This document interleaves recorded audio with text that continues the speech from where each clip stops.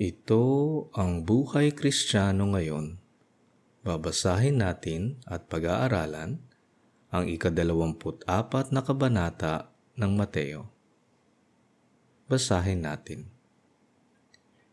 Sinabi ni Jesus ang tungkol sa pagkawasak ng templo. Lumabas si Jesus sa templo at habang naglalakad, nilapitan siya ng mga tagasunod niya at itinuro sa kanya ang mga gusali ng templo. Sinabi ni Jesus, "Tingnan ninyo ang lahat ng yan. Sinasabi ko sa inyo ang totoo. Magigiba ang lahat ng yan at walang maiiwang magkapatong na bato." Tinutukoy ni Jesus ang malaki at magandang templo na pinagmamalaki ng Israel. Nagpapatukoy ito sa pagkabuwag ng templo at pagkabuwag ng bayan ng Israel noong unang siglo. Nangyari ito may 70 taon sa pagkamatay at pagkabuhay ni Jesus. Alam nating kadalasan na may mas malalim na ibig sabihin ang kanyang mga salita. Kaya naman, maaari ring nagpapatukoy ito sa kanyang sariling pagkamatay at muling pagkabuhay pagkatapos ng 3 araw. At maaari ring patukoy ito sa araw ng Panginoon, ang araw ng paghuhukom na nagpapatukoy sa darating na pagkagunaw ng buong mundo at ang pagtatatag ng bagong mundo at ng bagong Jerusalem. Hindi natin maiwasang magkaroon ng maraming interpretasyon sa mga binabanggit ni Jesus dahil sa madalas niyang paggamit ng mga talinghaga. Basahin natin. Mga paghihirap at pag-uusig na darating. Habang nakaupo si Jesus sa isang lugar sa bundok ng mga Olibo, lumapit sa kanya ang mga tagasunod niya at nakipag-usap ng sarilinan. Sinabi nila, "Sabihin niyo po sa amin kung kailan mangyayari ang sinabi ninyo. At ano po ang palatandaan ng muli niyong pagparito at ng katapusan ng mundo?" Sumagot si Jesus, "Mag-ingat kayo upang hindi kayo madaya ni numan. Sapagkat marami ang darating sa aking pangalan at sasabihing sila ang Kristo, at marami ang kanilang ililigaw. Makakarinig kayo ng mga digmaang malapit sa inyo at mababalitaan ninyo na may mga digmaan din sa malayo. Ngunit huwag kayong matakot. Kinakailangang mangyari ang mga ito, ngunit hindi pa ito ang katapusan. Sapagkat magdidigmaan ang mga bansa at mga kaharian. Magkakaroon ng taggutom at paglindol sa iba't ibang lugar. Ang lahat ng ito'y pasimula pa lang ng mga paghihirap na darating." Ituloy natin. Sa panahong yun, kamumuhian kayo dahil sa pagsunod ninyo sa akin. Dadakpin kayo upang parusahan at patayin. Marami ang tatalikod sa kanilang pananampalataya. Kapopuotan at ipapahuli nila ang kapwa nilang mananampalataya. Lilitaw ang maraming huwad na propeta at marami ang maililigaw nila. Lalaganap ang kasamaan at dahil dito, manlalamig ang pag-ibig ng maraming mananampalataya. Ngunit ang mananatiling tapat hanggang sa wakas ay maililigtas. Ipapangaral sa buong mundo ang magandang balita tungkol sa paghahari ng Diyos upang malaman ito ng lahat ng tao. At saka darating ang katapusan. Tinuturo ni Jesus ang darating na araw ng paghuhukom. Sa mga sumusunod na taludtod, ipinapakita sa atin kung ano ang mga pahiwatig na malapit na ito. Hindi siya nagsasalita gamit ang mga patalinghaga, ngunit nagsasalita siya ng payak para maintindihan ito ng mga tao. Hindi lang sa nung panahon na yon, kundi para sa atin ngayon sa kasalukuyan. Nakakatakot ang mga mangyayari sa mundo. Totoong laganap ang kasamaan na bunga ng makasariling pamumuhay. At di natin makita ang pagmamahal sa kapwa na siyang iniuutos sa atin ng Diyos. Napakaraming maling pagtuturo at marami ang nalilinlang. Ang tama ay mali at ang mali ay nagiging tama. Marami ang naniniwala sa sarili nilang katotohanan na hindi batay sa salita ng Diyos. Sa panahon ngayon, lahat ng pananaw ay dapat irespeto, kahit na ito ay sadyang mali at makasalanan. At dahil dito, maraming kasalanan sa Diyos ay hindi na kasalanan sa mata ng lipunan. Dahil dito, ang mga tinuturo ng salita ng Diyos ay hindi na pinaniniwalaan. At kung ang mga turo ng Diyos ay hindi na pinaniniwalaan, ang mga naniniwala naman ay dadakpin, paparusahan at papatayin. Ang mga nananalig sa katotohanan ay uusigin at ang kanilang pagmamahal ay manlalamig. Ganito ang buhay Kristiyano ngayon. Kaya naman, mas kailangan nating magtulungan at magtaguyod ng isa't isa. Lahat tayo ay dadaan sa kanya-kanyang pagsubok at mangangailangan tayo ng suporta sa kapwa naniniwala. Basahin natin ang kasuklam-suklam na darating. Nagsalita si Propeta Daniel tungkol sa kasuklam-suklam na darating na magiging dahilan ng pag-iwan sa templo.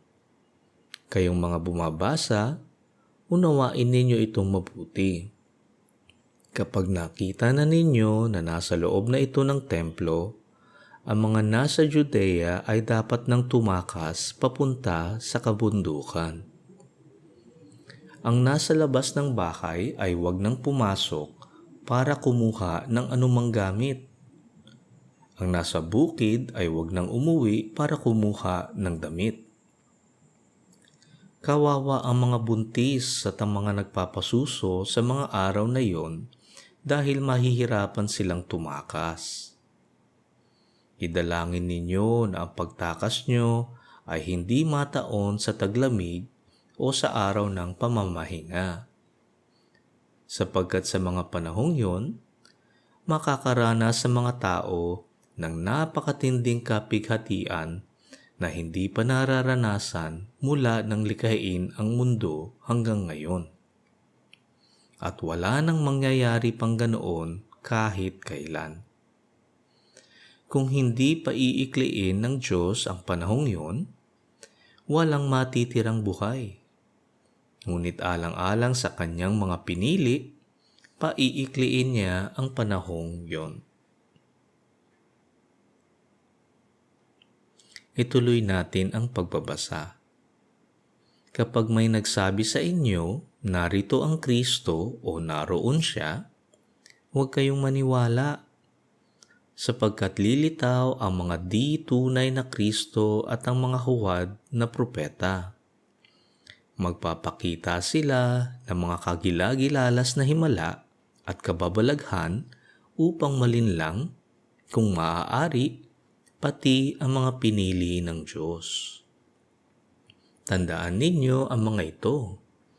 Binibigyan ko na kayo ng babala habang hindi pa nangyayari ang mga ito. Kaya kung may magsabi sa inyo, naroon ng Kristo sa ilang, huwag kayong pupunta roon. At kung may nagsabing nariyan siya sa silid, huwag kayong maniniwala.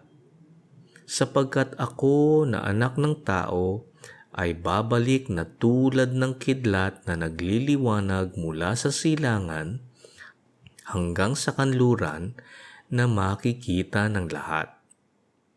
May kasabihan na kung saan may bangkay, doon mag-uumpukan ang mga buitre. Makikita nating magpapakita ng mga himala at kapangyarihan at kababalaghan ang mga huwad na Kristo. Ngunit paano natin malalaman na huwad nga sila? Tandaan natin, malalaman natin ang puno mula sa bunga.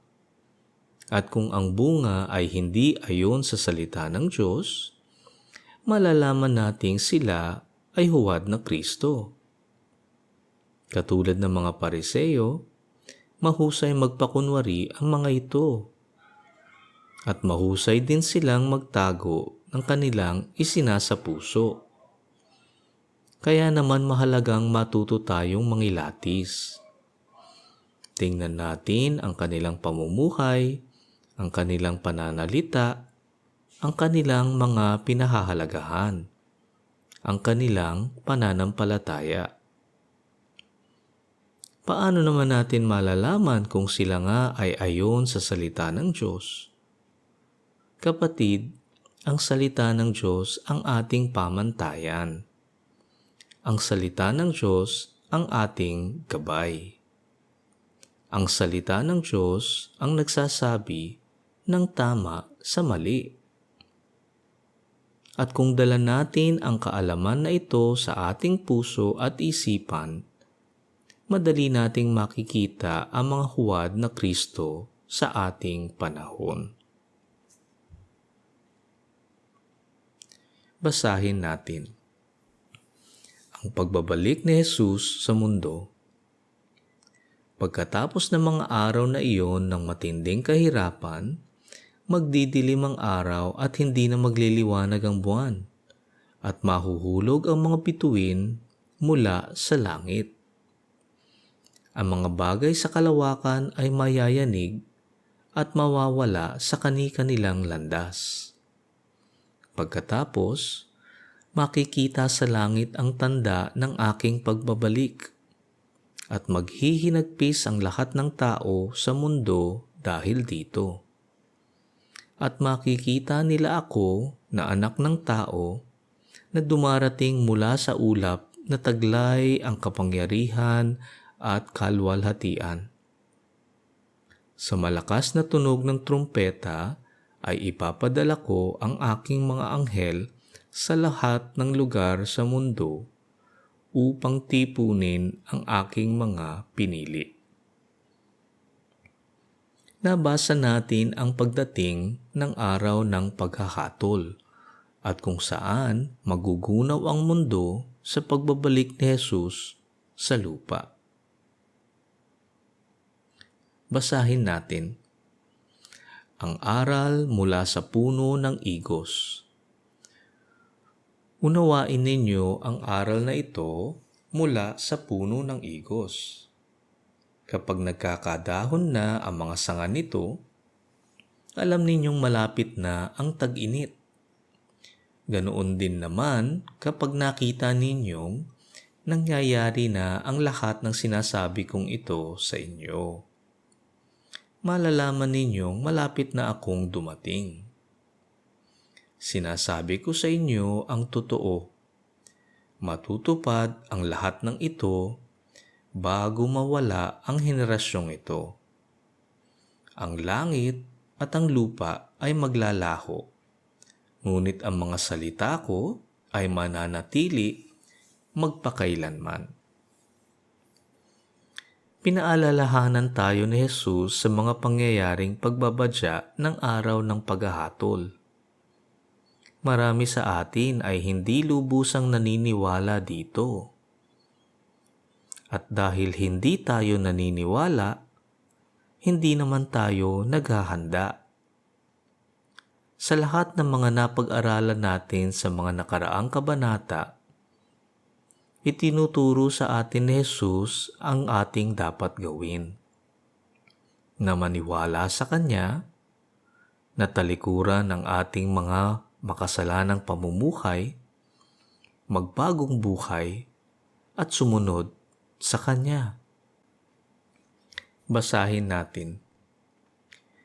Walang taong nakakaalam kung kailan babalik si Jesus. Tungkol sa araw o oras ng aking pagbabalik, walang nakakaalam nito. Kahit ang mga anghel sa langit o ako mismo na anak ng Diyos. Ang Ama lamang ang nakakaalam nito. Kung ano ang mga ginawa ng mga tao noong kapanahunan ni Noe, ay ganoon din ang gagawin ng mga tao sa pagdating ko na anak ng tao. Nang mga araw na iyon, bago bumaha, ang mga tao'y nagsisikain, nagiinuman, at nagsisipag-asawa hanggang sa araw na pumasok si Noe sa barko. Wala silang kaalam-alam sa mangyayari hanggang sa dumating ang baha at nalunod silang lahat. Ganyan din ang mangyayari sa pagdating ko na anak ng tao. Sa mga panahon ngayon, napakadaming nagsasabi kung kailan ang araw ng pagbabalik ni Jesus. Napakalinaw na sinasabi na walang nakakaalam kung kailan ang araw na ito. Kaya naman sa ating pagkilatis sa mundo ngayon, madali nating masasabi na kung sino man ang magsasabi o magtatakda ng pagbabalik ni Jesus, ay alam na natin antemano na sila ay huwad na propeta. Ang araw ng pagbabalik ni Jesus ay nakatakda sa isipan lamang ng Diyos Ama. Mangyayari ito sa tamang panahon.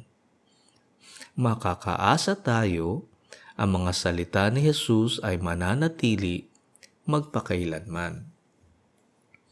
Matutunan nating mangilatis, kapatid. Basahin natin. Sa araw na yon, kung may dalawang lalaking nagtatrabaho sa bukid, maaaring kunin ang isa at iiwan ang isa. At kung may dalawang babaeng nagtatrabaho sa gilingan, maaaring kukunin ang isa at iiwan ang isa. Kaya maging handa kayong lagi dahil hindi ninyo alam ang araw o oras ng pagdating ng inyong Panginoon. Tandaan ninyo ito. Kung alam ng isang tao kung anong oras sa gabi darating ang magnanakaw, magbabantay siya at hindi niya hakayaang pasukin ng magnanakaw ang kanyang bahay. Kaya maging handa rin kayo. Dahil ako na anak ng tao ay darating sa oras na hindi ninyo inaasahan. Ang laging itinuturo sa atin ni Jesus ay maging handa. Ngayon, bukas, at sa lahat ng oras. Huwag tayong mag-antay sa huling panahon. Ang paglapit natin kay Jesus ang bukod tanging paraan para sa ating kaligtasan. Sa ating araw-araw na pamumuhay, madali tayong malinlang ng mga bagay na walang halaga. At kadalasan, ang ating paghahanda ay nangyayari lamang sa huling sandali. Huwag tayong gumaya sa mga ganong pamumuhay. Ang panahon ng paglapit kay Jesus ay ngayon. Basahin natin ang tapat at ang hindi tapat na utusan. Ang tapat at matalinong alipin ang siyang pinamamahala ng kanyang amo sa mga kapwa niyang alipin. Siya ang nagbibigay sa kanila ng pagkain sa tamang oras. Mapalad ang aliping yon kapag nadatnan siya ng amo niya na gumagawa ng kanyang tungkulin. Sinasabi ko sa inyo ang totoo. Pamamakalain siya ng kanyang amo sa lahat ng mga ari-arian nito. Ngunit kawawa ang masamang alipin na nag-aakalang matatagalan pa ang pagbabalik ng kanyang amo. Kaya habang wala ang kanyang amo, ay pagmamalupitan niya ang mga ibang mga kautusan. Makikisalo at makikipag-inuman sa mga lasenggo. Darating ang kanyang amo sa araw o oras na hindi niya inaasahan. At parurusahan siya ng matindi, isasama siya sa mga mapagkunwari, at doon ay iiyak siya at mangangalit ang kanyang ngipin. Tingnan natin ang ating pamumuhay ngayon. Tayo ba ay nagbubunga ng mabuti o masamang bunga? Dahil hindi natin alam ang pagbalik ni Jesus. Marami sa atin ang nag-iisip na may panahon pa tayong magbago, magsisi at magbagong buhay. Hindi nagkukulang ang salita ng Diyos sa pagbigay sa atin ng babala. Kaya naman kung sino ang may mata ay dapat makakita. At kung sino naman ang may tenga ay dapat nang makinig. Manalangin tayo. Diyos Ama, buksan ninyo ang aming puso at isipan at tulungan mo kaming maintindihan at isabuhay ang aming napag-aralan ngayon. Nananalangin kami sa ngalan ni Jesus. Amen. Dito nagtatapos ang ating pag-aaral sa ika-24 na kabanata ng Mateo. Ugaliin natin ang pagbabasa ng salita ng Diyos. Nandito ang mga salitang nagbibigay ng buhay na walang hanggan. Ito ang buhay Kristiyano ngayon.